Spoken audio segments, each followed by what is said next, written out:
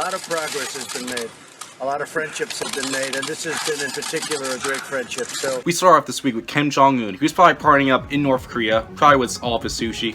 And he thought, you know what, maybe I should invite my boy Trump up to North Korea. Let's ignore that he completely roasted my country about a year ago. A lot of people are praying this as some sort of extraordinary progress, like, you know, Nixon meeting China, but the problem is that usually they have some sort of treaty. This is the third time that the president has met with this dictator, and quite frankly, nothing has happened. North Korea is still testing missiles. They still won't let us inspect any of their missile sites. And we also had to stop doing joint military exercises with South Korea. That's not all, folks. Putin barely has to lift a finger, and Trump starts to be on his side.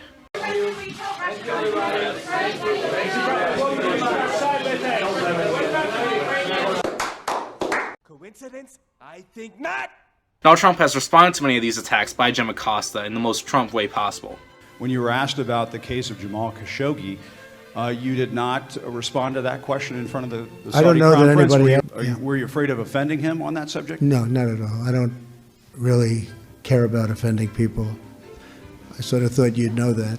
Yeah. And when you were given the opportunity to call Mohammed bin Salman out on that, you did not do it. And do you agree that it is despicable for a government to kill a journalist in that fashion? Yes, I do. I think it's horrible. I will say I spoke to his father, Jim. I spoke to his father at great length. They've been a terrific ally.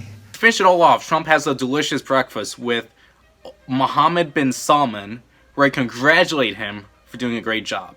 Just an FYI, in 2018, Saudi Arabia carried out 148 executions, 59 for non-violent drug crimes. A Saudi-led coalition continued an airstrike campaign against Houthi forces in Yemen that included, apparently, unlawful strikes that killed civilians. They continue to detain peaceful activists, including many in the women's rights circle.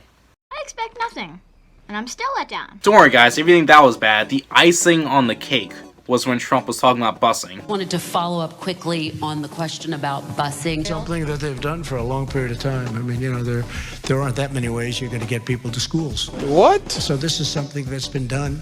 In some cases, it's been done with a hammer instead of a velvet glove. Vice President Biden had answered the question somewhat differently. It would have been a different result. Certainly a primary method of getting people to schools. We also have some good news about the Kamala Harris campaign. She is now neck and neck with Joe Biden in the polls. Equally as stupid is this event in Portland, where this journalist, Andy Ngo, was attacked by Antifa, the supposed anti-fascist group.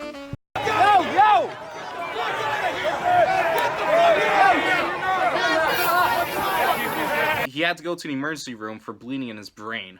He was gay and Asian though, so it must be some sort of hate crime. Been very male-dominated, so... Cortez is back in action again. She's now saying that the Border Patrol agents are making migrants drink out of toilet water. Now AOC is technically not lying if you're a crazy person. It's not like the patrol agents are shoving the migrants into the toilet and making them drink the water. This is the kind of stuff that you would find in a jail, you know, and migrants are technically breaking the law, so I don't see why this is so controversial. You remember that she referred to these also as concentration camps? You know, just an FYI, if it was one, you probably wouldn't be able to go in it.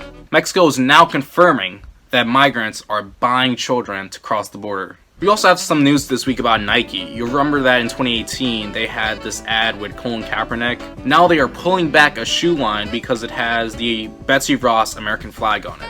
Kaepernick argued that we couldn't have the flag because black people were slaves at the time. I guess we have to take out this shoe as well because about 100% of the countries in this shoe had slavery be legal one time. I guess Obama's not racist too. Don't you just hate when people treat you differently because of your hair? Well, don't worry anymore if you're in California. I guess you can suspect now that a lot more hair will be in your hamburgers because of that. do it myself. I know it's not. On 4th of July, everyone either loves or freaked out about the fact that Trump had a parade with tanks. Dwight Eisenhower also had a parade. John Kennedy deployed them about 8 years later with nuclear missiles. Even FDR did some. We did have some people that came to protest, you know, a solid 6 people came. Guys, I have some bad news.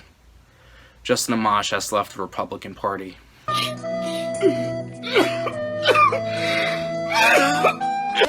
Who just just want to destroy everything that is to do with him. Respect my president and respect his star. Do you guys remember last week when Kamala Harris was laying the smackdown on Joe Biden?